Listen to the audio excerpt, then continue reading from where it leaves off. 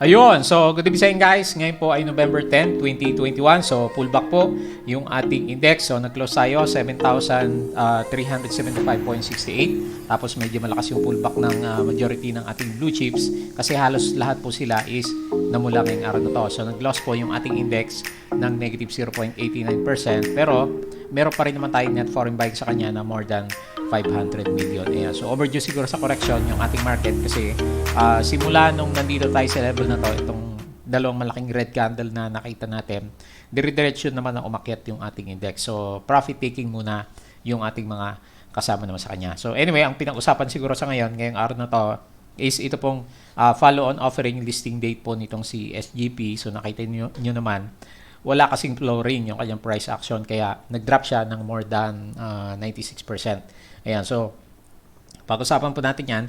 And then si Aldi is mapula pa rin. So actually lahat dito ng nasa list natin na mula po ngayong araw na to, si ASN ganun din. PHA patuloy pa rin na bumabagsak kahit na may nakikita tayo ng mga nagpo-post ng mga business partners niya sa picture. So mahina pa rin po yung sentiment. And then si SEB nag-pullback din. Keepers Holding pinag-usapan na po sa ngayon kasi by next week, di ba? So magkakaroon po siya ng follow-on offering ng 1.5 tapos nag-adjust na yung price ng candles natin nasa 12 ba yun? So ganun din kaya mangyari sa kanya kasi wala pa lang flooring pagdating po sa ating follow-on offering naman. Tapos si LTG, siya po yung humila, nag-loss po siya ng more than 5% naman. And then pag-usapan natin ng konti yung ating PSEI index naman. Okay? So as usual guys, kung baka lang dito sa ating trading channel, pakibasa po ng maigi yung ating disclaimer. So sabi ko sa inyo guys, personal study lang po itong ginagawa natin. Kaya wag mong gagamitin as a reason para mag-buy, mag-sell, or mag-hold po ng mga stocks kasi meron nga pong involved na risk naman sa kanya. Okay? Ayan. At sa mga bago po dito sa ating trading channel, so please don't forget to subscribe din dito po sa ating Palaboy Trader na YouTube channel naman. So sabi nga sa inyo guys, always open yung ating membership. Kung nag-aral ka dito sa ating PSE market and gusto mo po ng guide or kasabay sa trading, so pwede ka po dito sa ating trading community na ginawa na lang. So i-check mo na lang yan and then message mo po ako kapag nag-join ka dyan. Tapos, or kung gusto mo lang naman, mag-subscribe dito sa ating channel para updated ka naman dito sa mga reviews po natin about sa ating mga trend stocks. Especially, syempre, yung mga news or catalyst na pwede pong maka-apekto ng kanilang mga price actions naman. So, ganun din, yung company reviews, i-check mo na lang guys. Profit or loss section, so yung ating mga sample na trades na ginawa last time. Sa basic indicators naman, pag-uusapan po natin yung ating mga pinaka-basic din na indicators. So, kailangan natin yan para madali pong makita kung saan papunta yung ating mga price action. Kasi meron naman talaga siyang fina-follow ng mga basic patterns. Tapos yung building your fundamentals is para naman sa mga risk management. So, kahit na blue chips yung pinupuntahan natin, kahit na medyo maganda po yung yung ating market sa ngayon, so meron ka pa rin dapat nilalagay na risk management kasi hindi mo alam, baka dumating yung time magkaroon ng bad news yung mga stocks natin. Syempre, maapektuhan po yung kanilang mga price action. Tapos guys, follow mo din ako dito sa ating Palawi Trader Crypto ko to na YouTube channel kung saan sabi natin napunta tayo sa mga play to earn games, yung ating mga NFTs. So check mo na lang yan guys. So halos daily meron din tayong upload dito sa kanya kasi nga medyo marami po yung interested dito sa ating mga NFTs. So follow mo din ako guys dito sa ating Facebook account na Palawi Trader. So ayan, nagpo-post din tayo ng mga infos about sa ating mga stocks, yung ating Facebook page, yung ating website na Bodega Pick. So hindi ko nabuksan, so i-check mo na lang guys. Tapos yung mga news, tingnan po natin at saka pag-usapan po natin baka kasi maapektuhan yung ating mga stocks naman. Okay? Ayan, so tingnan po natin yung mga news dito sa ating mga stocks. So ngayon, siyempre si SGP yung ating pinag-usapan sa ngayon. So meron siyang drop 96.82%. Kawawa naman yung mga investors natin sa bandang taas. So naging pa rin naman siya 5% above ng ating follow-on offer price. Pero syempre, not so good po sa ating mga investors. So earnings po ni Metro Pacific Investment. So squeeze out profits growth in Q3 despite lockdown. So medyo kumita pa rin ito si MPI natin. SMPH, third quarter income drops due to construction delays. Ayan, so medyo nag-drop pala ng earnings si SMPH. DMC, net income ahead of its estimate. So nasabi natin yung kahapon. Listed grocery operator Pure Gold posted double-digit earnings. Maganda. So 13.6%. So kahapon pala yan. Ayan guys, so yung ating COVID cases, so remains controlled pa rin siya kasi nga nasa 2,646 po yung ating daily cases for the day naman yan. So very good. At least kahit papano, below 3,000 no mga nakarang araw is below 2,000 naman siya. So ayan, nadoble pala tayo ng post. Petron Corporation President and CEO Ramon Ang told lawmakers on Monday that the oil company lost 18 billion. So laki na lugi. So binibenta niya yata sa government to eh. Tapos Phil Stock Exchange, so meron tayong net foreign buying na 517.29 million. Ayan. So pumapasok pa rin po yung ating mga foreigners. Merrimart, trading suspension po dahil doon sa mukhang significant kasi yung niya, yung pag-acquire niya dito kay Carlos Super Drugs naman natin. So hopefully good news para magbago po ng direction yung ating price sa kanya. Ano ba to? Philippine Cinemas Eyes happy ending with reopening. Ayan, so makakatulong po yan sa ating mga mall operators. Pure Gold net income grew 13.6%. Cebu Pacific announces third quarter revenue increase 62%. Ayan, so yung revenue, pero yung income di natin nakita. DNL Industries new 52 weeks high. Ayan, so nagkaroon siya ng breakout sa ating opening. Ano pa ba? MEG, income rebound as real estate sales doubles in Q3. Kaya pala nag-uptick din siya.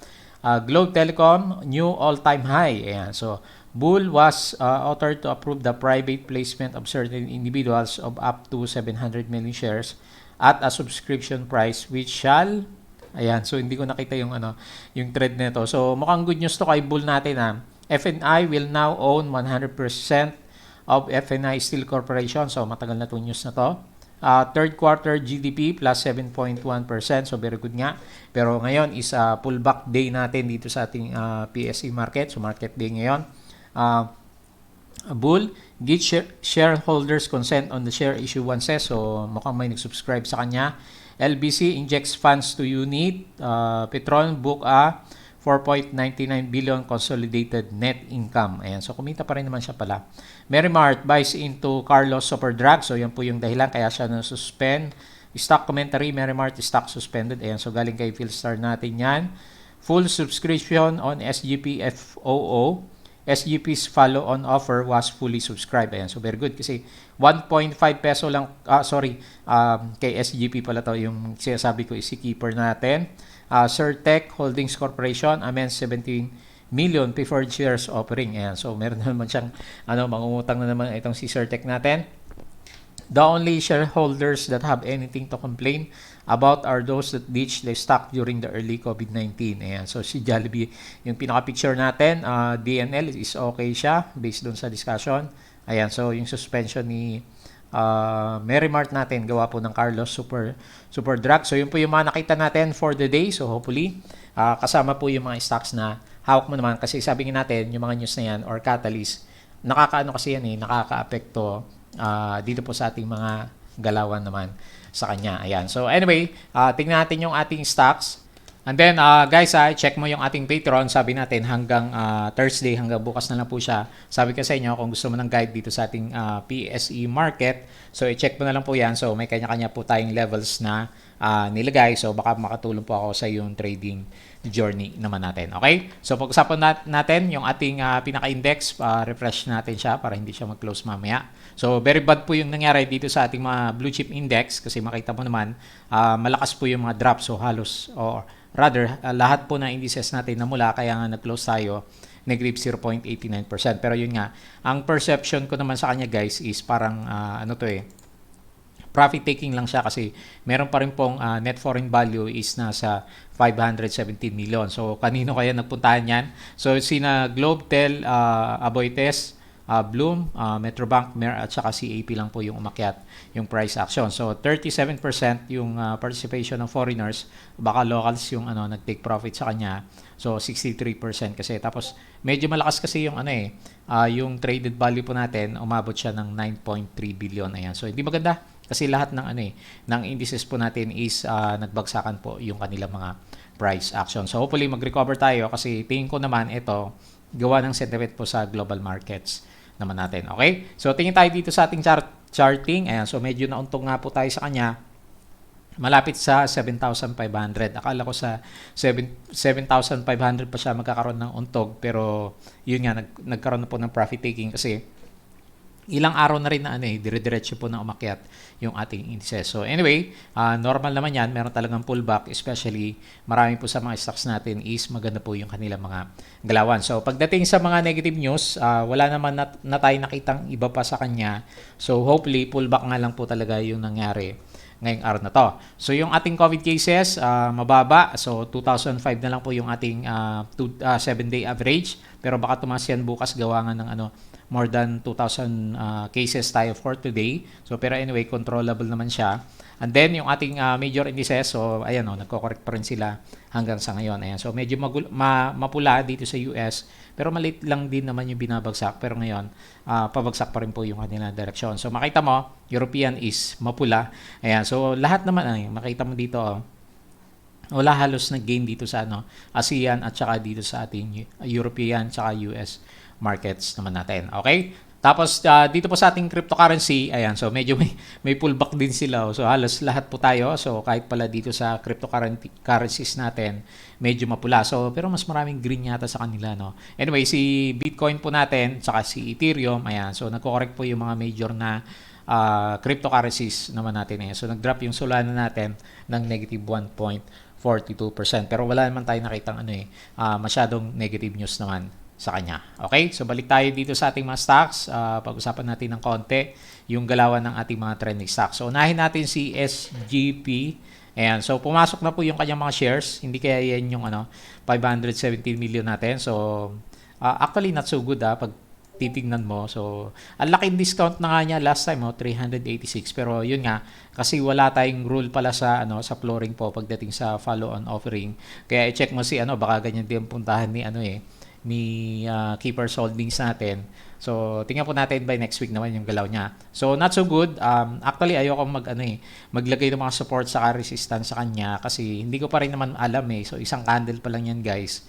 So, later on, hindi pa natin alam kung nasa yung support sa resistance. Pero, ang sabi naman is, nag-gain naman yung mga bumili ng follow-on offering sa kanya ng around 5%. So, siguro, yun na lang yung gagamitin natin na reference kung hanggang saan pwede pa magkaroon na retest ng support. So hopefully hindi na masyadong bumagsak. Ayan. So laki ng ng gap down natin dito kay kay SGDP natin. So hindi niya makita. So halos ganoon din naman kasi hindi masyadong liliit yung ating price action. So anyway guys, ganun na lang. Antayin po natin yung next na candles. Mahirap mag-decide kung saan yung next na pupuntahan. So ang sinasabi ng iba, pwede malaking discount itong si SGP natin. Pero kung hindi naman nag-earn itong si SGTP natin, ayan. So merong review yung ibang brokers po natin. So pwedeng doon na lang po kayo mag-refer kasi ako more on technical analysis, hindi ko masyadong kabisado yung mga fundamentals po ng ating mga stocks. Pero tinitingnan ko lang naman, based lang naman sa last time na price action, mataas nga po siya. Kaya nga lang wala naman titrade masyado last time dito kay SGP naman natin. So tingnan natin, baka naka-record na siya dito sa ating kung meron pa siyang net foreign buying ng araw na to. Tignan po natin ang net foreign selling, ang laki. Tama ba to? 749 million. So halos 1 billion yung lumabas na pera dito kay SGP natin. Ayan, so not so good yata yung nakita natin. Meron siya loss, negative 96.82%. Call Timson yung main buyer and then si Mandarin at saka si Timson yung ating pinaka main seller naman. Ayan. So, pero paborito ng mga traders yung ganito kasi malakas po kasi yung volatility. Ayan. So ako hindi na muna ako maglalagay guys pasensya na. Hindi ko po alam kung saan ko pwedeng ilagay yung support sa resistance. Kasi nga isang candle pa lang tayo after very long time na natulog po itong si SGP naman natin. Okay, so next po natin si Aldi. Medyo mahina pa rin itong si Aldi natin. Ayan so bumalik pa rin siya guys dun sa sa area nung rebound natin kahapon sa kanya. Kaya nga sabi ko mas maganda makita sana itong si Aldi natin kung meron pang lalabas na mga green candles. Pero parang retest na to tingnan natin hopefully bukas hanggang dyan na lang siya kasi pag na-break yan, alam mo na yung next support natin is nasa 0.6 level naman. Ayan. So parang double bottom yung tweezers bottom. So dapat meron siyang green na candle bukas para masabi natin na tweezers bottom po yung current location po ni Aldi naman natin. So, tingnan natin sino ba nagpagalaw ulit dito kay Aldi. Meron siya loss, negative 1.39%. So, net foreign buying, 1 million. Malit lang naman. Call FMS yung main buyer and then Call Papa yung ating pinaka-main seller naman sa kanya. And then si ACEN, natin si ACEN ano ba yung ginalaw ni ACEN natin? Dito muna pala tayo sa ating charting. Ayan, so ayan, nasa trend pa rin naman itong si ACEN. Pero medyo matamlay siya guys makita mo yung candles kasi natin. Hindi naman siya masyadong gumagalaw pero kasi puro pula yung nakita natin sa kanya. Hopefully consolidation lang yan. Kasi pag tinignan mo naman yung net foreign niya, meron pa rin naman siya nasa 55 million itong si ACEN. So negative 0.16% yung ating loss. JP Morgan saka si Wealth ang buyer and then Maybank at saka si FMS yung ating pinaka-main seller naman sa kanya. So anyway, nasa trend direction pa rin naman si ACEN. Hopefully hindi po siya mag-break. Kung hindi, retest tayo ng support dito sa 10.8 level peso. So medyo mahina na yung momentum ng kanyang RSI. Volume wise halos ganun pa rin naman kaso nga lang kasi puro pula kasi yung mga nakita naman natin sa kanya. And then PHA. So maraming pictures na pinapakita para siguro mabuhay yung price action ni PHA. Pero nakita mo naman talaga naghahanap po ng support itong si PHA. Not so good yan kasi pag tinignan mo yung overall picture niya, kung tanda mo yung galaw ni Double Dragon, ganyan na ganyan yung galaw ni Double Dragon So, napakalakas ng kanyang downtrend. Wala man lang tayo makitang stopover ng kanyang price action. So, anyway, hindi na muna ako sasalo pag ganito yung mga nakita ko. Personal opinion ko lang guys Kasi, wala din support na makita tayo. Actually, next support mo sa kanya, kung ibababa ko to, dito sa console area na to, which is around 0.54 level naman. So, medyo lugi na yung nag-invest sa kanya last time kasi nasa around 0.8 yung bili naman nila. Ayan. So, ayaw pa rin umakyat. So, siguro kulang nga ng catalyst po itong si PHA naman natin. Tingnan natin, sino ba nagda-drop ng price niya. So, ang nagbebenta sa kanya, locals yata, si Call at saka si FMS. So, meron tayong net foreign buying na 124K. So, maliit lang yan. Walang masyadong epekto. Negative 5.88% po yung drop. Ayan. So, kaya pala nag-trending itong si PHA. Bukod sa breakdown po ng kanyang mga support naman. Ayan. So, kung gusto mo ng guide para malaman mo yung kanyang next move, clone mo lang tong resistance natin. And then, ito yung pinapakita na trend direction ng ating support level. So, very, very strong downtrend po ngayon itong si PHA naman natin. And then, si Cebu, nag-pullback din naman itong si Cebu Pacific natin. Ayan laki din ng pullback Ang dami talagang nag-pullback na stocks ngayon. Halos lahat ng hawak ko, lahat ng hawak ko is nag-drop po yung kanilang mga price action. So, meron tayong loss sa kanya, negative 3.12%, negative 9 million yung net foreign selling natin, so not so good.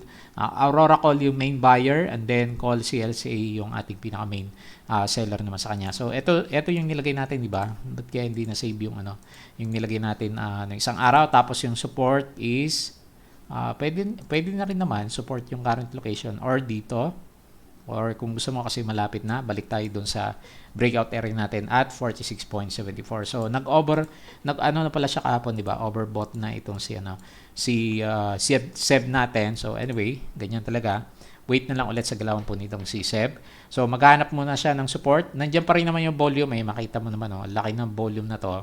Ngayon nag-drop siya pero hindi naman ganoon kalaki yung volume na lumabas. So nandiyan pa rin yung yung mga malalaking investors natin. So uptrend pa rin naman yung kanya yung pinaka-current na direction po nitong si Cebu Pacific naman natin. Next, si Keepers. So wala pa naman to, di ba? Hindi pa naman nagbubukas itong si Keepers natin. So yung last na data natin is July. So ganun din ba? Parang ganun din yung in-expect ko. Pero siguro kasi mas magaan itong si Keepers na yata natin kaysa as compared kay SGP natin, di ba? Kasi nasa 300 pesos yung kanyang price. So hopefully kasi magkano ba 'yan? 1.5. So laking discount kasi noon yung price na 'yon. Asa na ba ako? Negative pala yung area na 'yon. So 1.5, ayan. So potential ba na drop to? Marami kasi guys na na mag-a-attempt na mag-profit. Siyempre, kaya nga bumili ng marami yung iba nating kasama kasi ang laki kasi ng discount sa current price nitong si Keeper. So umakyat yung price niya as compared last time kasi nga kinumbine niya po yung mga shares niya para yung kanyang par value lumaki. So kinonsolidate niya. So ang nangyari naman, yung number of shares lumiit kasi nag-combine 4:1 yata yung combination niya. Kaya tumaas yung value niya. Pero yung total value ng company, ganun pa rin naman. Ngayon, yung follow-on offering, additional shares, tapos syempre, discount, expect, merong drop na pwedeng mangyari kay Keepers. Hindi ko po alam yung kung ilan yung ibabagsak. Yung drawing na to is parang assumption lang naman siya. Pero tingin ko marami ding magti-take profits. Nakita na natin kay SGP natin. Kung wala masyado mag-take profits, mag-rebound siya, di maganda, di ba? Pero syempre, expect mo, merong lalabas na malalaki kasi nga, laki po ng discount nila. So, nasa 1.5. Yung bili lang kasi ng mga kasama natin dito sa follow-on offer po nitong si Keepers Holding naman natin. So, bantayan mo na lang yung guys, yung 1.5 na level kasi yan yung pinaka-support natin. Ayan. So, meron pa rin naman kahit si SGP natin, di ba? Umabot pa rin siya ng 5% na gain for the day naman. So, meron pa tayong makita, wala tayong makita sa kanya, di ba? Kasi nga, matagal na nagkaroon ng trading hold po itong si Keepers Holding natin. And then, lastly, itong si LTG. So, laki ng drop. Ayan. Ayan. So, yung ating trend direction, hopefully, nandiyan pa rin. Meron siyang konting breakdown ng price action. So, kung hindi man niya kayanin yan, itong area na to, dito ka pwedeng mag-abang sa kanya sa 9.5. Or, tingnan natin bukas kasi very unusual yung drop niya na 9.5%. So, siguro lalabas yung earnings niya, hindi maganda. Kaya nag-anticipate yung iba, lumabas na muna dito kay LTG naman natin. Ayan. So, anyway, ganyan po talaga yung traders life natin. Nauntog siya dito sa 10.7. So, sakto pala dun sa resistance area natin last time naman. Okay po. So, and then tingin pala tayo sa kanya. Sino ba nagpabagsak sa kanya? Si Call at saka si DBP DWA yung seller, and then Call Abacus po yung ating pinaka main buyer. So laki din ang drop niya, negative 5.12%, and then meron tayong negative 1.1 million na net foreign selling naman sa kanya. Okay po, so yun lang muna yung ating review. So walang masyado maganda guys, so kasi puro pullback lahat ng stocks natin. Siguro bukas na lang magkakaalaman kung sino yung mga magtutuloy po ng kanilang mga price action naman. Okay? So yun lang muna. At as usual, please don't forget to subscribe dito sa ating Palabi Trader na YouTube channel. Yung ating NFT Games, Palabi Trader Crypto ko to, Facebook account, Facebook page, yung ating Twitter account. Tapos guys, by Thursday, close na po ulit yung ating Patreon. So kung gusto mo pa humabol, may isang araw pa naman. So i-close ko po siya, and then yung next round po natin para mag-guide ng mga kasama natin is by December 2, 2021 naman. Okay po, so yun lang. Maraming salamat at kita po ulit tayo bukas.